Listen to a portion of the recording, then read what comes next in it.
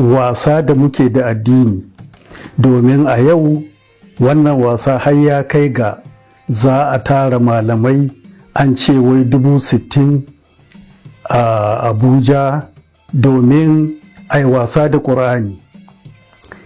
Ina so mu tuna an yi zaɓe irin wannan na Muslim a 1993 1993 tsakanin Abiola da Bashir Tofa. Shi ne na farko da aka yi Muslim ticket. Aka yi wasa da musulunci.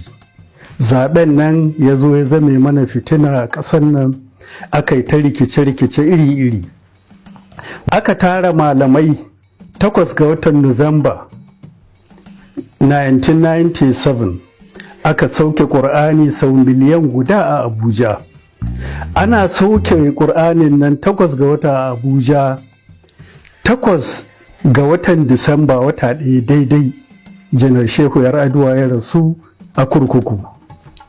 8 ga watan June na 1998 Janar Abacha ya rasu. Kuma wata 8 ɗin ga Julai wata ɗaya daidai bayan rasuwar Janar Abacha, Chief Abiola ya rasu.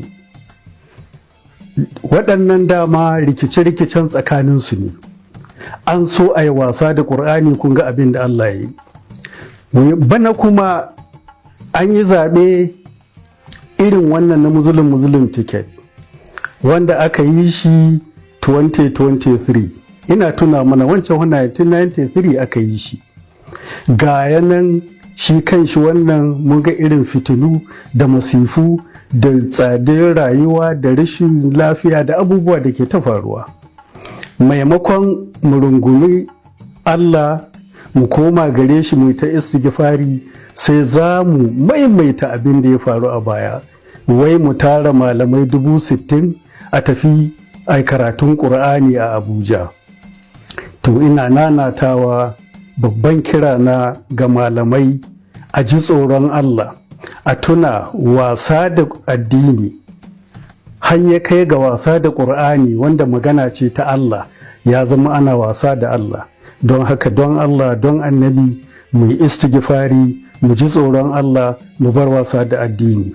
Mu ci gaba da roƙon Allah ya ƙare mu da lafiya da zama lafiya, kuma ya taimake mu mu gane yadda za mu yi maganin waɗannan fitinu da ke kawunan mu, ba mu ƙara wasu fitinun ba.